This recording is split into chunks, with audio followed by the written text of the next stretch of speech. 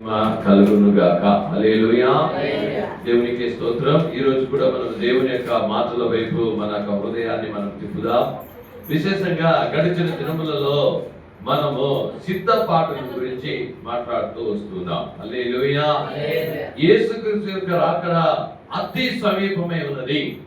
కాబట్టి రక్షింపబడినటువంటి దేవుని పిల్లలారా, దేవుని రాకడకు నువ్వు సిద్ధపడాలా, ఎలా సిద్ధపడాలా అని చెప్పి గడిచిన దినంలో కొన్ని కార్యాలను మనం చూస్తూ ఉన్నాం.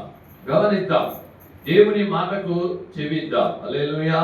కొరింథీయులకు రాసిన మొదటి పత్రిక 1వ అధ్యాయం 7 నుండి 9 మాటలను మనం చదువుకొని ఆ వాక్యములో నుండి సిద్ధపాటును గురించి మనం చూస్తూ ఉన్నాం. ఈ రోజు కూడా దాంట్లో ఉన్నటువంటి చివరిగా రాయబడిన ఒక సిద్ధపాటును గురించి మనము గమనిద్దాం. చూద్దాము. ఆ 7వ వాక్యం మనం చదివినప్పుడు, గనుక ఏ కృపా వరమందును లోపము లేక మీరు మన ప్రభు అయిన యేసు క్రీస్తు ప్రత్యక్షత కొరకు ఎదురు చూచుచున్నారు. 4 నుండి చదివినట్టయితే, ఇదో క్రీస్తు యేసునందు మీకు అనుగ్రహింపబడిన దేవుని కృపను చూచి మీ విషయమై నా దేవునికి ఎల్లప్పుడూ కృతజ్ఞతాస్తుతులు చెల్లించుచున్నాను. క్రీస్తును గూర్చిన సాక్ష్యము మీలో స్థిరపడినందున ఆయన యందు మీరు ప్రతి విషయములోను, అనగా సమస్త ఉపదేశములోను సమస్త జ్ఞానములోను ఐశ్వర్యవంతులైతురి. గనుక ఏ కృపా వరములోను లోపము లేక మీరు మన ప్రభు అయిన యేసుక్రీస్తు ప్రత్యక్షత కొరకు ఎదురు చూచుచున్నారు. హల్లెలూయా. 1 కొరింథీయులకు రాసిన పత్రిక 1వ అధ్యాయము 4 నుండి 7 వరకు మనం చూస్తూ వస్తున్నాం. ఈరోజు 7వ వాక్యములో ఉన్న ఒక కార్యాన్ని మనం చూడబోతున్నాం. గత దినములో అనేక కార్యాలు చూసాం. యేసుక్రీస్తు రాకడకు మనం ఎలా సిద్ధపడాలా అని, సాక్ష్యం మీలో ఉండి సిద్ధపడాలా అని చూసాం. సాక్షిగా మీరు ఉండాలా చూసాం. ఆయన యందు ప్రతి విషయం, అనగా ఉపదేశములో. హల్లెలూయా. ఉపదేశం చాలా ప్రాముఖ్యమండి. మీకు దేవుడు సంఘములో ఏ ఉపదేశాలు ఇచ్చాడో ఆ ఉపదేశాలను బట్టి నువ్వు నడుచుకున్నప్పుడు మాత్రమే నువ్వు దేవుని రాకడకు ఏం చేసినావో సిద్ధపడతావో అని చూసావు. ఆ తర్వాత, అనగా సమస్త ఉపదేశంలోనూ సమస్త జ్ఞానం ఉండాలా. దేవుని వాక్య జ్ఞానము నీలో ఉండాలా. ఆ వాక్య జ్ఞానం నీలో ఉన్నప్పుడు మాత్రమే, అలా నువ్వు సిద్ధపడినప్పుడు మాత్రమే దేవుని దగ్గరికి వెళ్ళగలుగుతావు. ఇవన్నీ చూసాం మనము. ఇప్పుడు ఏ కృపావరమందును లోపము లేక. హల్లెలూయా. ఎంతమంది పరలోకం పోవాలని ఆశ ఉంది? హల్లెలూయా. మనం రక్షింపబడిందే ఎందుకు? దేవుడు రక్షించిందే ఎందుకు? రక్షిస్తున్నది ఎందుకంటే పరలోకం పోవాలని. అది మెయిన్ కాన్సెప్ట్. అది అక్కడ పోయి చేరాలను. హల్లెలూయా. ఏదో స్వస్థత అయిందనో, ఏదో అద్భుతం జరిగిందనో, ఏదో ఆశీర్వాదం వస్తుందనో వచ్చిందనో అలా కాదు. దానికి మాత్రం కాదు. బాగా తెలుసుకోవాలా. సత్యాన్ని మీరు బాగా గ్రహించాలా. హల్లెలూయా. కాబట్టి నిన్ను నన్ను ఎందుకు పాపములో నుండి విడుదల చేశాడు అంటే, నీవు నేను పరలోకం చేద్దాం. యేసుక్రీస్తు రాకడ అతి సమీపంగా ఉంది. కాబట్టి ఈ వాక్యాలను ఏదో వినేసి చూద్దాంలే, మనకు పని ఉంది, మనకు ఆవులు ఉన్నాయి, మేకలు ఉన్నాయి, మనకు ఆ పని ఉంది, టైం లేదు, మనం చూద్దాంలే అనే విధంగా కాదు. ఈ రోజు చెప్పింది ఇప్పుడే నువ్వు చెప్పి విని మారు మనసు పొంది అప్పగించాలా. క్రియ జరిగిస్తేనే.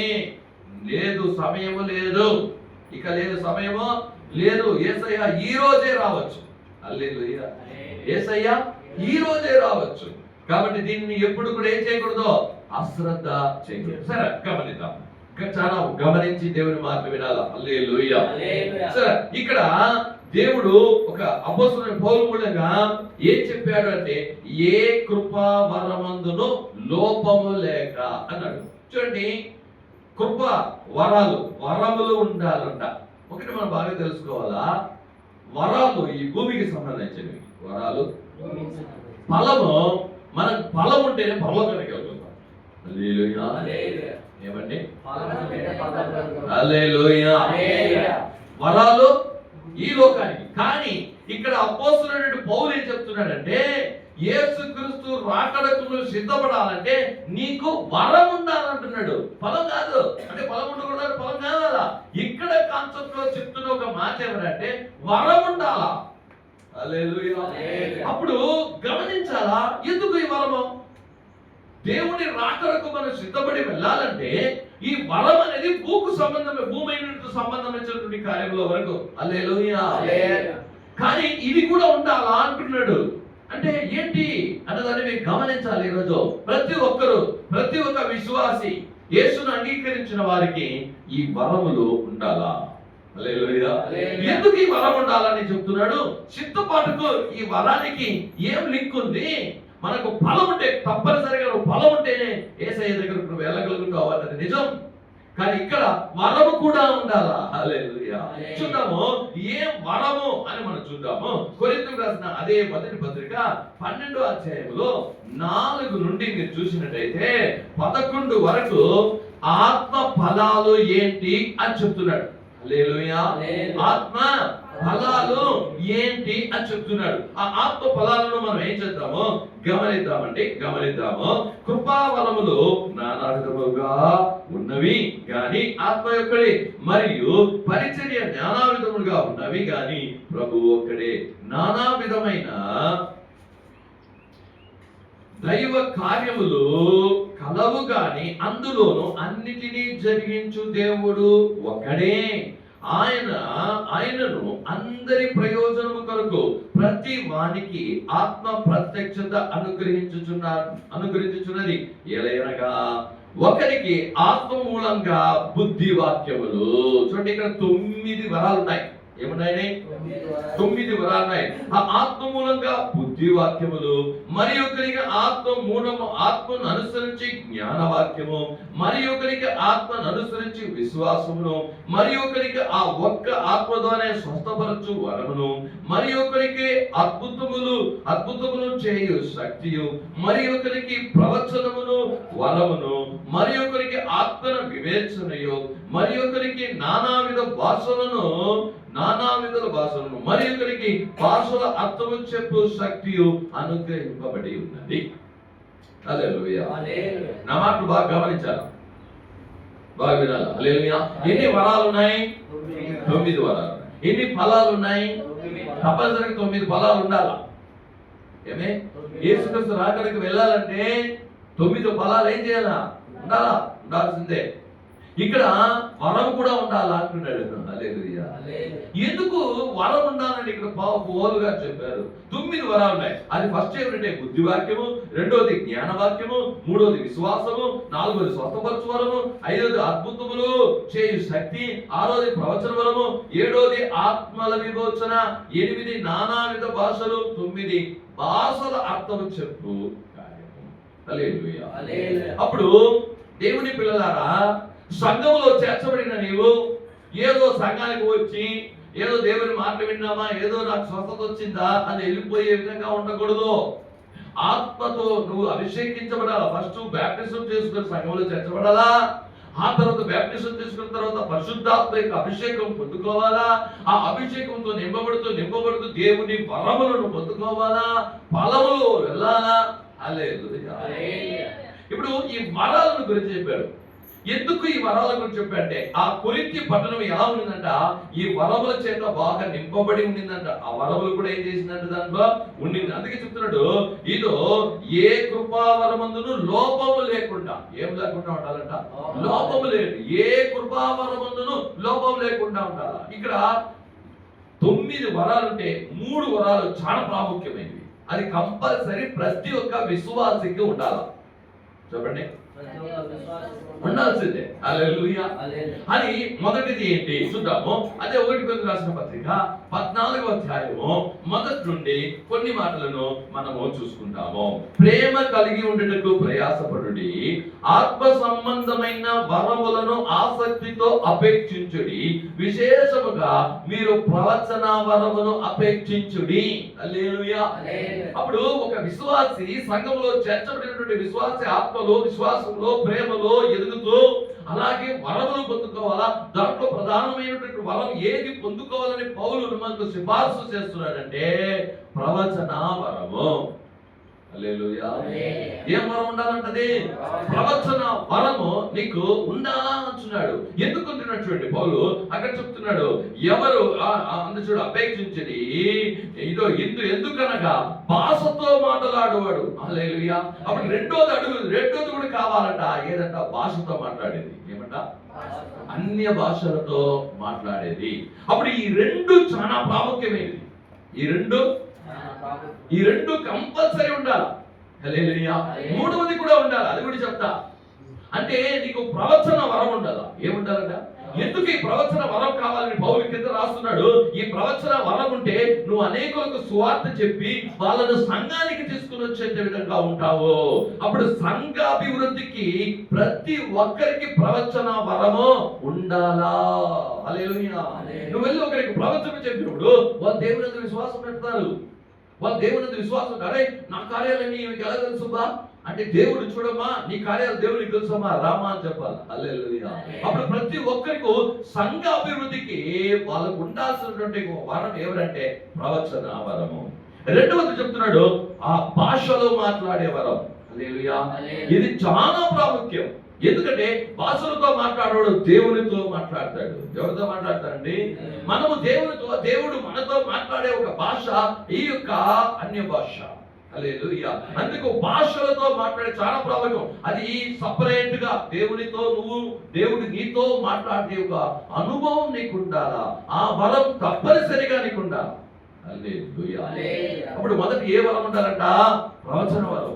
రెండవది ఏముండాలంట? భాషలతో మాట్లాడేవారు. భాషలతో మాట్లాడేవారు ఎవరితో మాట్లాడతారంట? దేవునితో మాట్లాడతారు. కింద వాక్యంలో చెప్పబడదు, ఇంటికి చదువుకోండి. కాబట్టి భాషలతో మాట్లాడు, దేవునితో మాట్లాడగలుగుతావు. దేవుడు నీతో కూడా ఏం చేస్తాడు? మాట్లాడతాడు. ఆ అనుభవం ప్రతిరోజు ఉండాలి నీకు. దేవునితో మాట్లాడే అనుభవం ఎప్పుడు రావాలండి? ప్రతిరోజు నువ్వు దేవునితో మాట్లాడాలా. దేవుడు నీతో మాట్లాడు. ప్రార్థన చేసేప్పుడు నువ్వు దేవునితో మాట్లాడుతున్నావు, కానీ భాషలతో నింపబడి ఆయన కూడా నీతో మాట్లాడతాడు. దేవుడు మాట్లాడే దేవుడు. అప్పుడు ఈ దేవుడు ఆ భాషలతో నింపబడినప్పుడు నీ ఆత్మీయ జీవితం ఎదుగుతుంది, నీ విశ్వాస జీవితం ఎదుగుతుంది. నువ్వు దేవుని యందు శక్తి పొందుకుంటావు, దేవుని యొక్క కార్యములు తెలుసుకుంటావు, దేవుని యొక్క ఆలోచనలు తెలుసుకుంటావు. ఆ భాషలతో మాట్లాడేది అనేది చాలా ప్రాముఖ్యమైనటువంటి వరము. దాన్ని నువ్వు పొందుకోవాలా. హల్లెలూయా. చూడండి, మార్కు రాసిన సువార్తలో 16వ అధ్యాయంలో మీరు 16వ వాక్యం నుండి మీరు చదివినట్టయితే అక్కడ ఒక మాట రాసినాడు. సాధారణంగా ఈ వరాలు ఎవరికి అంటే విశ్వాసులకి. చెప్పండి, ఎవరికంటే? విశ్వాసులకి. చూడండి 16వ అధ్యాయము 16 నుండి చూద్దాము. నమ్మి బాప్తిస్మము పొందిన వాడు రక్షింపబడును, నమ్మని వానికి శిక్ష విధించబడును. నమ్ము వానిలో ఈ సూచక క్రియలు కనబడును. ఏదనగా నా నామమున దేవుని వెలగట్టుదురు, కొత్త భాషలు మాట్లాడదురు, పావులను ఎత్తి పట్టుకుందురు, మరణకరమైనది ఏది త్రాగినను అది వారికి హాని చేయదు, రోగుల మీద చేతులుంచుదురు, వారు స్వస్థత నొందుదురని వారితో. ఇది విశ్వాసులకు దేవుడు ఇచ్చినటువంటి కార్యం. అప్పుడు ఈ వరములన్నీ విశ్వాసులు పొందుకోవాలా. ఫస్ట్ ప్రవచన వరం. ఏంటది? రెండవది భాషలతో మాట్లాడటం. భాషలతో మాట్లాడేటప్పుడు ఎవరితో మాట్లాడతారు? దేవుడు నీతో, నీవు దేవునితో సత్సంబంధం కలిగి ఉండాలి. చాలా ప్రాముఖ్యం. అప్పుడు దేవుడు అన్ని నీకు చెప్తాడు. ఏంటి ఈ వాక్యం ఏంటి నీ జీవితం ఏంటి, నేను ఎందుకు ఏర్పరచుకున్నాను, నువ్వేం చేస్తున్నావు, ఏం చేయాలా, ఎలా ఉండాలా, అన్నిటినీ దేవుడు రహస్యాలను కూడా నీకు చెప్తాడు. హల్లెలూయా. ఏం చెప్తాడండి? రహస్యాలు చెప్తాడు. అప్పుడు ఈ వరములు నీకు ఉంటేనే నువ్వు దేవుని రాకడలో ఏం చేయగలుగుతావు, వెళ్ళగలుగుతావు. మూడోది చాలా ప్రాముఖ్యం. ఎందుకు వరాలు కావాలని అంటే ఇక్కడ చెప్పబడుతున్న ఆత్మల వివేచన. ఏమంట? చూసావా? ఈ ఆత్మల వివేచన వరము నీకు లేకపోతే నువ్వు యేసయ్య రాకడకు వెళ్ళలేవు. కారణం ఏంటి? ఏంటిరా ఈ వరం లేకపోతే కుదరదా? ఎందుకంటే ఈ లోకంలో ఉన్నప్పుడు ఈ ఆత్మ వివేచన నీకు లేనప్పుడు అందరినీ నువ్వు నమ్మేస్తావు. వాళ్ళని నీ విశ్వాసంలో నుండి చెడగొట్టేస్తారు, సంఘంలో నుండి చెడగొట్టేస్తారు. నువ్వు దేవుని సంఘం రాగట్లో ఏం చేయలేవు, పోలేవు. హల్లెలూయా. ఒక వాక్యం చదువుదాము. ఈ ఆత్మీయ వివేచన ఏమి అని మీకు చెప్తా. ఈ వరం తప్పనిసరిగా మీరేం చేయాలా?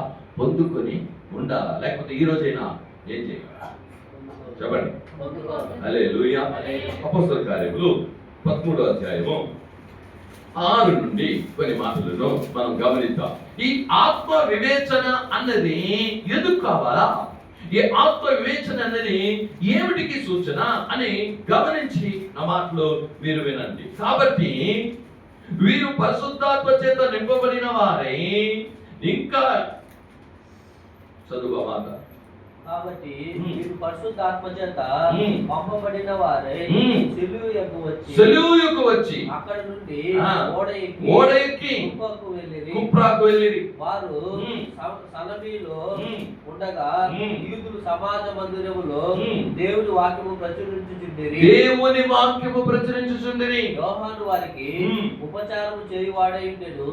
వారు ఆ ద్వీపమంతటా సంచరించి బాబు అను ఊరికి వచ్చినప్పుడు గారడి వాడైన అబద్ధ ప్రవక్త అయిన బర్ యేసు అను ఒక యూదుడు చూసి హల్లెలూయా.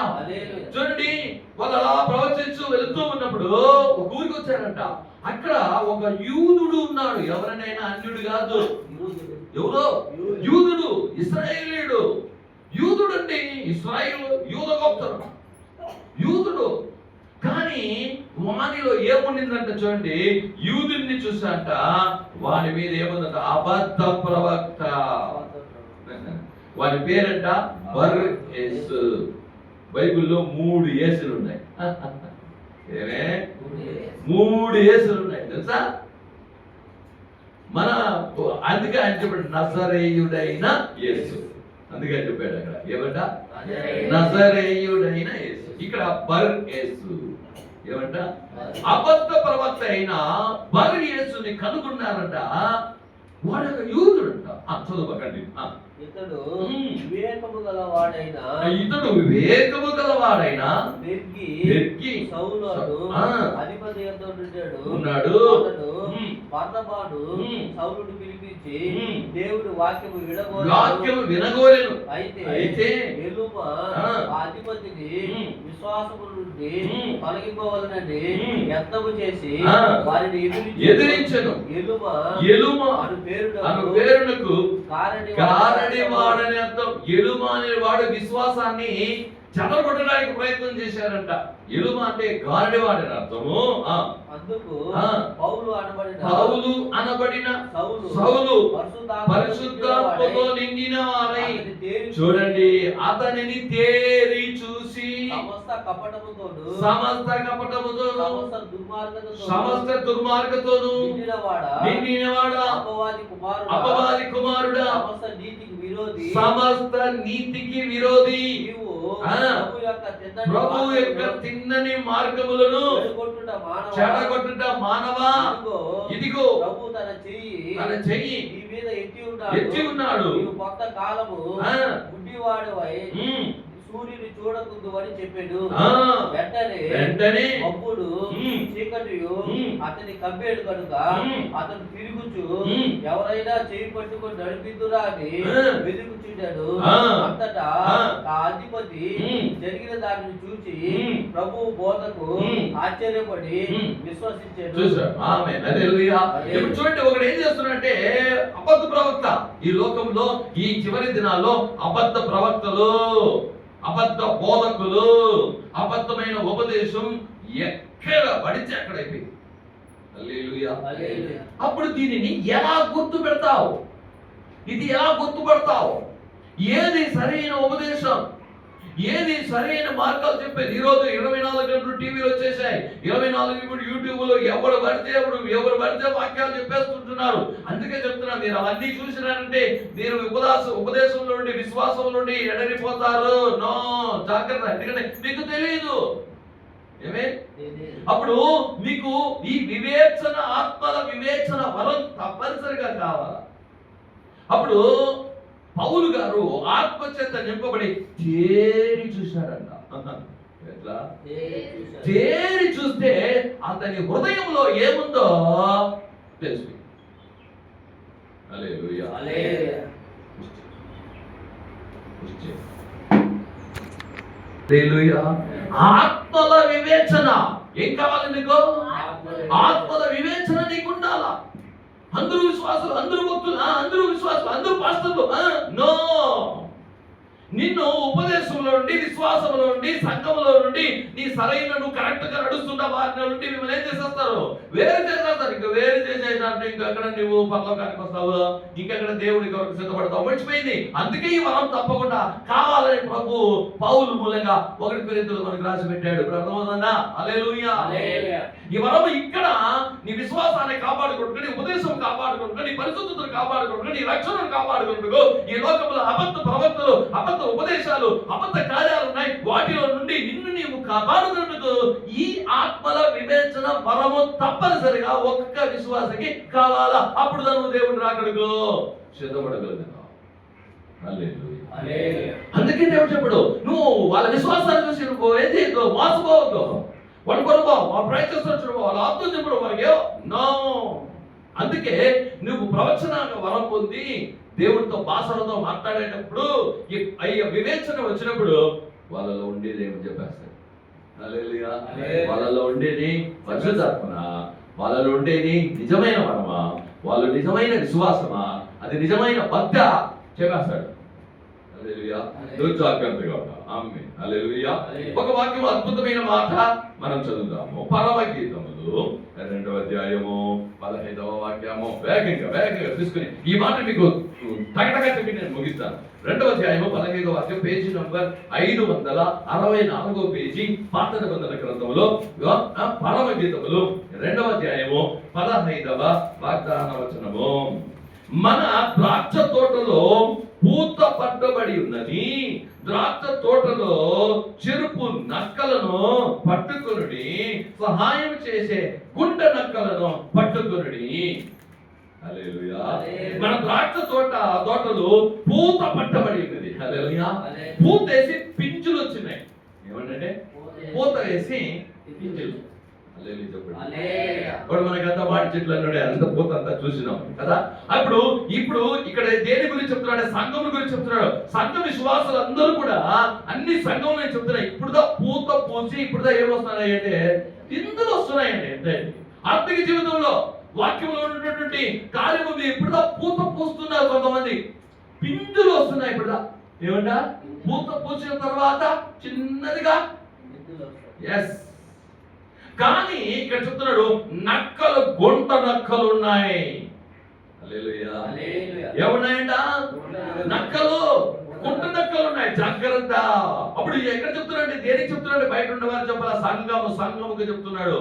సంఘానికి చెప్తున్నాడు. ద్రాక్ష తోట సంఘము అంటే సంఘానికి చెప్తున్నాడు. చూడండి, ఆ సంఘానికి చెప్తున్నాడు ఏం చెప్తున్నాడు? ద్రాక్ష తోటలను చెరుపు నక్కలను పట్టుకుని సహాయం చేసి గుంట నక్కలు, గుంట నక్కలు. ఈ నక్కలు, గుంట నక్కలు అనే దాని గురించి మనం తెలుసుకుంటాం. కొంతమంది సంఘంలో ఉంటారు, విశ్వాసులే, కొంతమంది సేవకులే, కొంతమంది అన్ని చెరువులుగా ఉంటారు. హల్లెలూయా.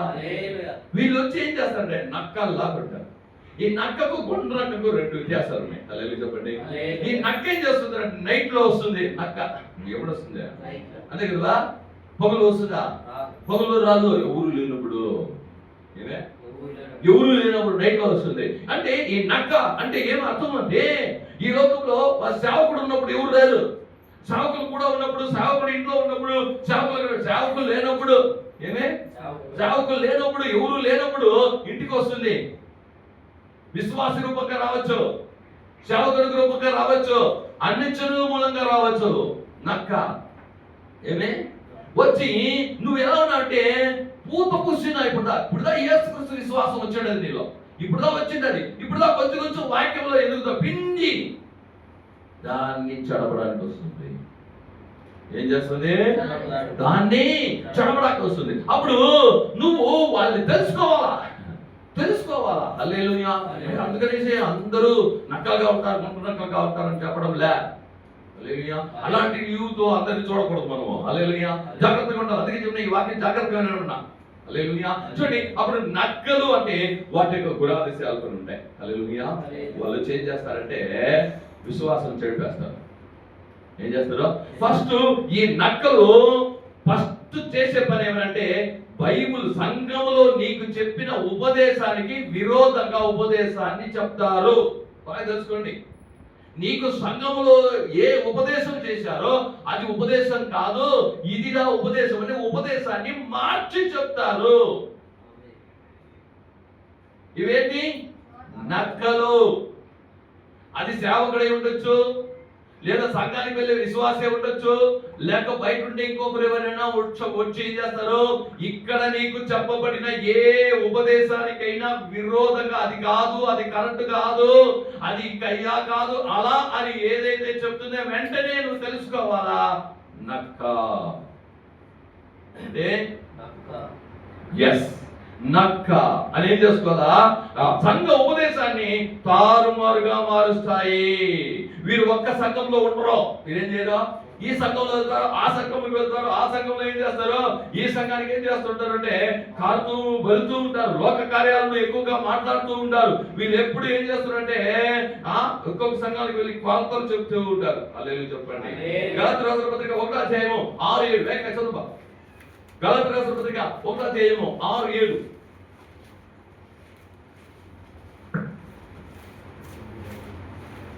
క్రీస్తు కృపను బట్టి ఇప్పుడు పిలిచిన వారిని భిన్నమైన సువార్త తట్టుకు మీరింతగా త్వరగా వెళ్ళిపోవటం చూడగా నాకు ఆశ్చర్యమగుచున్నది. అది మరొక సువార్త కాదు కానీ క్రీస్తు సువార్తను చెరుపగోరి మిమ్మును కలవరచు వారు కొందరు ఉన్నారన్న చెప్పుడు ఆ కొందరే నకలు. ఏం చేస్తారంట, ఆ ఉపదేశాన్ని చూడండి, ఇంత ఉపదేశం చేస్తే బయట నుండి ఎవరో పౌలు లేనప్పుడు వచ్చేసి ఏదో ఉపదేశాలు చేసేసాడు. అంటే పౌలు చెప్పిన ఉపదేశానికి విరుద్ధమైన ఉపదేశం. హల్లెలూయా. కాబట్టి నేను చెప్తున్నా దేవుని జనులారా, సంఘములో నీవు చెప్తున్న ఉపదేశం నీకు చాలు. ఈరోజు యూట్యూబ్ చూస్తావు, లేకపోతే బయట నువ్వు టీవీ ఛానల్ చూస్తావు, నలుగురు వచ్చి ఏం చేస్తారు, ఒకే వాక్యమే నలుగురు మాట్లాడతారు.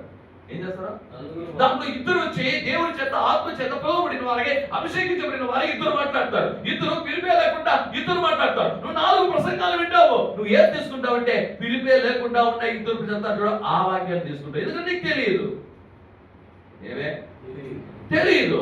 అందుకే చెప్తున్నా, సంఘములో నీకు చెప్తున్న ఉపదేశాలు వినండి. హల్లెలూయా. యూట్యూబ్ లో చూస్తున్న వేరే కొన్ని చెప్తాను, నీ సంఘములో దేవుడు సంఘము సేవకుని మూలంగా ఇచ్చిన ఉపదేశాన్ని విను. ఆ సేవకులు ఇంకొక సేవకులు పిలిపించి చెప్తారు, ఆ ఉపదేశాన్ని విను. హల్లెలూయా. నక్కలు ఏం చేస్తాయి, విశ్వాసులు ఇంకొక విశ్వాసి ఇంటికి పోయి సేవకులు లేనప్పుడుగా చెడిపి బోధనకు అక్కడ చెప్పిన బోధ ఇది సరికాదు, ఇది ఎంత కాదని చెప్పి వాళ్ళను బోధనలు తీసుకొచ్చే నక్కలు. ఇవి నువ్వు తెలుసుకోవాలనేటువంటి వివేచన, ఆత్మ వివేచన కలిగిన వరం నీకు ఈ చివరి దినాల్లో కావాలా. హల్లెలూయా, హల్లెలూయా. చూద్దాం 2 పేతురు 3:16-17 అద్భుతమైనటువంటి మాట పేతురు గారు మనకు రాసిచ్చారు. ఇక 2 మాటలు చదువుకొని మనం ముగిద్దాం. చూద్దాం 16-17 2 పేతురు గ్రంథము 3:16-17.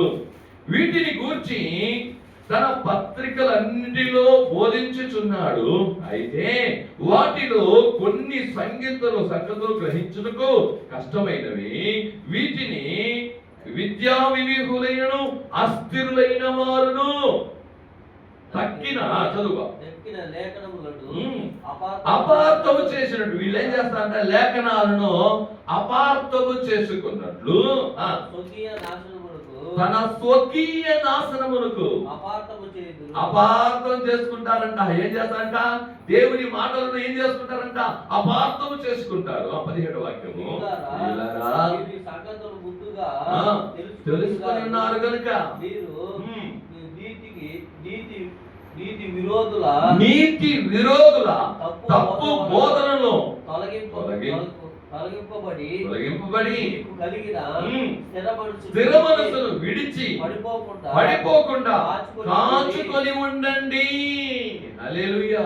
మీ స్థిర మనసును ఏం చేసుకోండి, కాచుకోండి, స్థిరంగా ఉండండి క్రీస్తులో. హల్లెలూయా. ఈ వివేచన వరం కావాలండి. అనేకులు ఎన్నెన్నో బోధనలు వచ్చేస్తాయి, ఏం చేస్తావు తెల్ల, ఏది నమ్ముతావు తెల్ల. ఎందుకంటే నీకు అందుకే చెప్పాడు, పూత పట్టి పింజులు ఏమంట? నువ్వు అనుకోమాక ఎవరు ఇంకా పూర్వులు కాలేదు, సత్యంలో వాక్యంలో ఇంకా పూర్వులు కాలేదు ఇంకా. కాబట్టి నీకు ఏది ఉపదేశమో అందరూ వాక్యాన్ని చెప్పి చెప్తారు, నీకు ఏది కరెక్టో నీకేం చేయదో ఆ వివేచన వరం లేకపోతే నీకు తెలియదు. కాబట్టి సంఘంలో నీకు చెప్పిన ఉపదేశానికి విరోధంగా చెప్తే వెంటనే అవి తెలుసుకోవాలా. సంఘంలో ఒకసారి పాస్టర్ ఇలా ప్రార్థన వాక్యం చెప్పాడు, ఈమె దానికి భిన్నంగా చెప్తుంది, ఓకే ఈమె ఎవరైనా తెలుసుకోవాలి. అప్పుడు సరసరమ్మా దూరం పెట్టేయాలి. ఏం చేసేదా? ఓకే తెలుసుకోవాలా, ఏం చేయదు, దూరం పెట్టి. కాబట్టి ఈ యొక్క అందుకే 1 తిమోతి 4:1 కూడా చివరి కాలములో దురద చెవులు గలవారే. ఎలాంట? దురద చెవులు గల. పాస్టర్ గారు కఠినంగా మాట్లాడతారు. ఒకటి చెప్పండి, బయట వచ్చి సువార్త ఎలా ఉంటుందంటే ఆశ్చర్యకరంగా ఉంటుంది, సంఘంలో కఠినంగానే ఉంటుంది.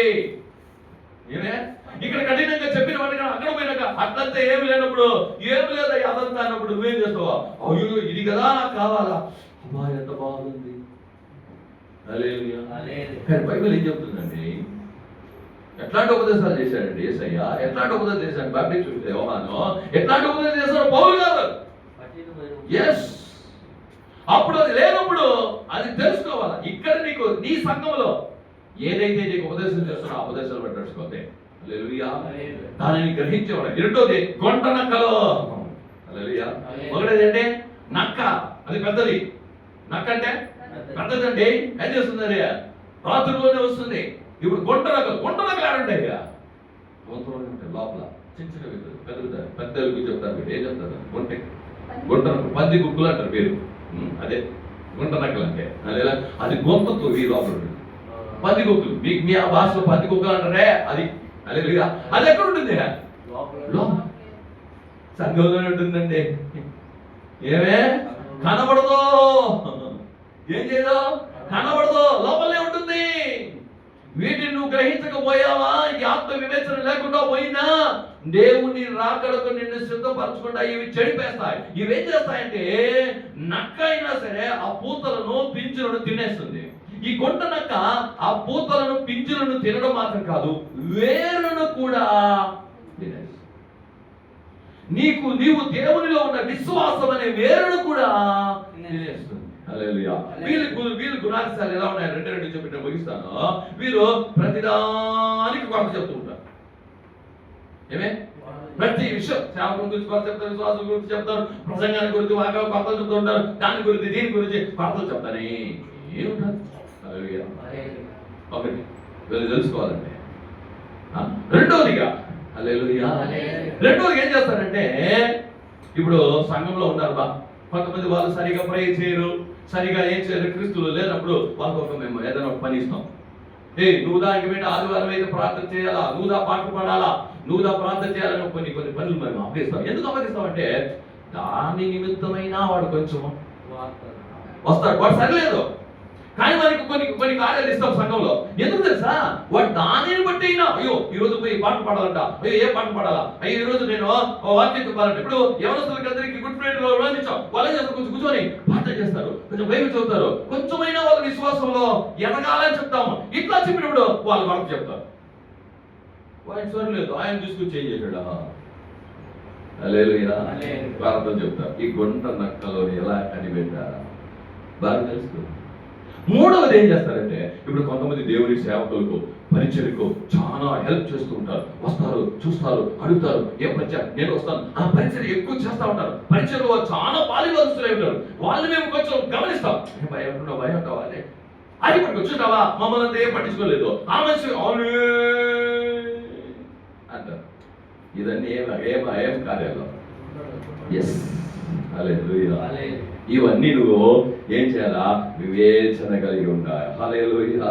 వీరు వేరే పాపాల్లో ఇరుక్కుంటారు, వేరే వాళ్ళు ఏం చేస్తారంటే ఆ పాపాలను వారు కూడా లాగేస్తారు. చూద్దామా అలాగే పరమగీతంలో 2:15 మన ద్రాక్ష తోటలను పూతలు పట్టి ఉన్నది, ద్రాక్ష తోటలను చెరుపు నక్కలను పట్టుకొని సహాయం చేసి గుంట నక్కలను పట్టుకొని. హల్లెలూయా, హల్లెలూయా. కాబట్టి వరము చాలా అవసరము. అప్పుడు ఇది వచ్చి మనమేం చేయలేము.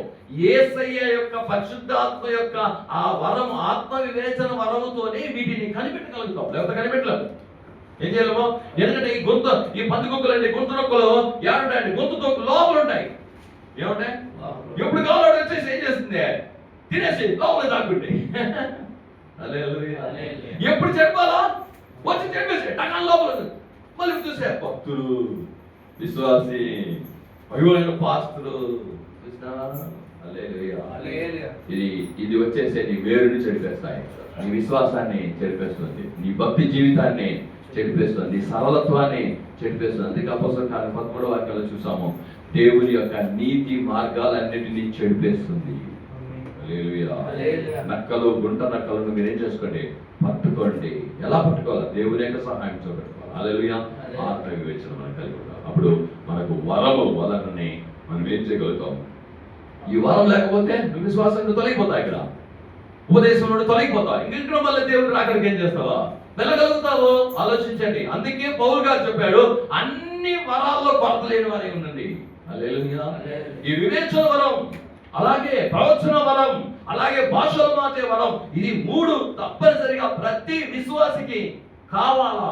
ఇలా ఉన్నప్పుడుగా నీ ఉపదేశాన్ని కాపాడుకుంటావు, నీ విశ్వాసాన్ని కాపాడుకుంటావు, నీ రక్షణను కాపాడుకుంటావు, నీ అభిషేకాన్ని కాపాడుకుంటావు. ఇలాంటివి వచ్చేటప్పుడు నువ్వు జాగ్రత్త పడతావు. ఇది కాదురా, నిన్ను నువ్వు కాపాడుకోవాలి. రక్షణ నీకు ఇచ్చేసాడు యేసయ్య, కాబట్టి వాక్యాలు నీకు చెప్పేశాడు. నువ్వు దా జాగ్రత్తగా ఉండాలా. ఏది పడితే అది నమ్మేసేది కాదు, ఏది పడితే చేసేసేది కాదు. బైబిల్ చెప్తున్నది. అప్పుడే తెస్సలోనికీయులకు రాసిన పత్రికలో పౌలు చెప్పేశాడు, ఏ ఆత్మ అయితే అన్ని ఆత్మలను నమ్మద్దండి. ఏ ఆత్మ అయితే యేసుక్రీస్తు శరీరధారి వచ్చి నా కొరకు కల్వారి శిలువలో చనిపోయి తిరిగి మరణించి సమాధి చేయబడి తిరిగి లేచానని ఒప్పుకుంటుందో అదే కరెక్ట్ అయిన ఆత్మ. జాగ్రత్తగా ఉండండి. అప్పుడు మీరు జాగ్రత్తగా ఉండాల్సి వస్తుంది. హల్లెలూయా. కాబట్టి ఆత్మ వరములు మనకు అందరూ ఒకరిద్దాం, ప్రార్థన చేసుకుంటాం. యేసయ్యా, నాకు ప్రవచనం అనే ఆత్మ వరం దయచేయి. ప్రభువా, నాకు అభిషేక భాషలు మాట్లాడి నీతో మాట్లాడే వరమును దయచేయి. అన్నిటికంటే ప్రాముఖ్యమైనది ఏమిటంటే ఆత్మల వివేచన వరము. ఆత్మల వివేచన వరము. వారి భక్తిని చూసేది కాదు, వారి కార్యాలు చూసేది కాదు. వాళ్ళు ప్రార్థన చేస్తారే, ప్రార్థన చేయొచ్చు, కానీ ఇవన్నీ కూడా యేసు సహాయంతోనే, పరిశుద్ధాత్మ ఆత్మ వివేచనతోనే తెలుసుకుంటాం. అందుకే మేము ఏదైనా ఒక పాయింట్ ఎలా పట్టుకుంటామంటే వాళ్ళలో ఉండే ఒక గుణాతిశాలు, వాళ్ళ కొరత చెప్తూ ఉన్నారా. రెండోది ఏంటి అంటే వీళ్ళలో ఏ క్రియ చేస్తామని తెలుసుకుంటాం. ఏది క్రియ చేస్తారు వీళ్ళలో. వీళ్ళు భక్తుంది, సంఘానికి వస్తారు, కంటిన్యూగా వస్తారు, బాగా ప్రార్థన చేస్తారు, ఆత్మచేత నింపబడిన వారు కనబడతారు. కానీ ఆత్మ వివేచన పౌలు తేరి చూశాడట. ఎవరు ఇది, వీళ్ళని ఏం ఆత్మ ఉంది, ఏ దురాత్మ ఉంది అని చూశాడు. చూసిన వెంటనే కనుక్కునేశాడు, ఓ సమస్త నీతికి విరోధి ఉన్నాడు లోపల, సమస్త కపటానికి విరోధి ఉంటాడు లోపల తెలుసుకునేశాడు. ఈరోజు నువ్వు తెలుసుకోగలిగినటువంటి ఆ వివేచన ఉందా? అమ్మా, సంఘంలో నీకు చెప్పిన ఉపదేశానికి నువ్వు కట్టుబడి ఉందా? అవే దేవుడు నీకు చెప్పింది, దాన్ని నేను అడుగుతా. కానీ బయట ఎక్కడో ఉపదేశం చెప్పింది నేను అడగదు. కాబట్టి ఉపదేశాలు మనకి తెలీదు, అది సత్యమా కాదా, అది ఎవరు ఏంటి అనేది నువ్వు ఇంకా పిందిగానే ఉన్నావు, పూత పట్టి ఉన్నావు. ఎప్పుడుదా యేసుక్రీస్తు విశ్వాసంలో వస్తున్నావు, పిండి పట్టుకున్నావు. ప్రతి ఒక్కరు చెప్పే మాటలు వినమాక. ఇక్కడేం చెప్తాడు చూడు, ఇక్కడేం చెప్తాడు విను. నీకేమైనా ఉంటే పాస్తున్నాడు. కాబట్టి వేరే వాళ్ళు ఏముందో వాళ్ళలో నీకు తెలీదు, వాళ్ళు చెప్పే ఉపదేశాలు ఏముందో తెలీదు, వాళ్ళు ఏం చేయమంటున్నారో అది సత్యానికి సంబంధించిందా కాదా నీకు తెలీదు. కాబట్టి జాగ్రత్త సుమా, జాగ్రత్త సుమా.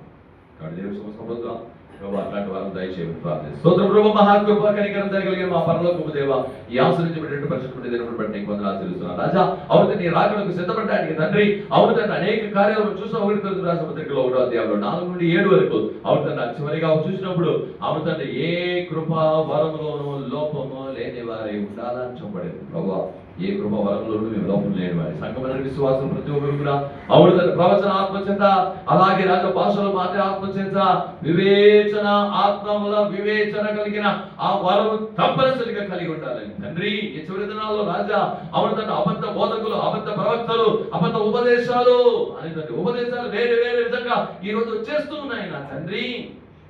ఈ దినమున వీరు ఇప్పుడు పూత పట్టి ఉన్నారు, ఇప్పుడు పింజులై ఉన్నారు తండ్రి. వీరు జాగ్రత్తగా తమ రక్షణను కొనసాగించుకోవాలా, కాపాడుకోవాలా. ఈ ఉపదేశాలకు భిన్నంగా, ఈ ఉపదేశానికి విరోధంగా ఏదైతే ఉందో అది సాతాను యొక్క కార్యం నుండి మీరు గ్రహించుకునే విధంగా ప్రభు సహాయం చేయండి. కూడి వచ్చిన బిడ్డలను దీవించండి, ఆశ్రయించండి దాన్ని. అవును తండ్రి, దాన్ని కృప తోడే ఉంటుంది దాన్ని సాక్షి. ఎవరైతే కూడి వచ్చారో వాళ్ళందరినీ తండ్రిని వేరు వేరు పేరు పుట్టండి, అవసరంతో దర్శించండి, సమాధానం ఇవ్వండి, సంతోషం ఇవ్వండి. అవును తండ్రి, ఆత్మ వివేచన దయచేయండి. యేసయ్య వాళ్ళ వాక్యాన్ని చదువుతూ ఆ వాక్యాన్ని హృదయంలో పెంచి అవును తండ్రి నీకోసం లేచి ప్రకాశించే వాళ్ళగా మార్చండి. అద్భుతం చేయండి. అలా చేసినందుకు సమస్త నీ చేతికి అవకాశం మీరు ఆశించి దీవించి నడిపించిన గొప్ప కార్యం చేయమని మన ప్రభుత్వ రక్షకుడు అయిన యేసుక్రీస్తు నామమున చేత అడిగి వేడుకొనుచున్నాము తండ్రి. ఆమేన్, ఆమేన్. నా ప్రాణమా యెహోవాను సన్నతించు, నా తరుణ సమస్తమైన పరిశుద్ధ నామాన్ని సన్నతించు. నా ప్రాణమా యెహోవాను సన్నతించు, ఆయన చేసిన ఉపకారములో దేనిని మరవకము. ఆమేన్, ఆమేన్. సకల స్తుతియు, సకల ఘనతయు, సకల మహిమయు సైన్యములకు అధిపతికి యెహోవాకే, కుమారుడైన యేసుక్రీస్తుకే, పరిశుద్ధాత్మ దేవునికి యుగయుగములు కలుగునుగాక. ఆమేన్, ఆమేన్, ఆమేన్. ప్రభువైన యేసుక్రీస్తు కృప, తండ్రి యొక్క ప్రేమ, పరిశుద్ధ సహవాసం, కూడి కూర్చున్న దేవుడితో దేవుడు ఆకలికి తోడే నడిపించునుగాక. ఆమేన్. దేవుడు తన ముఖ ప్రకాశం ప్రకాశం అందరినీ ఆశ్రయించి సమాధానంతో నడిపించునుగాక. ఆమేన్.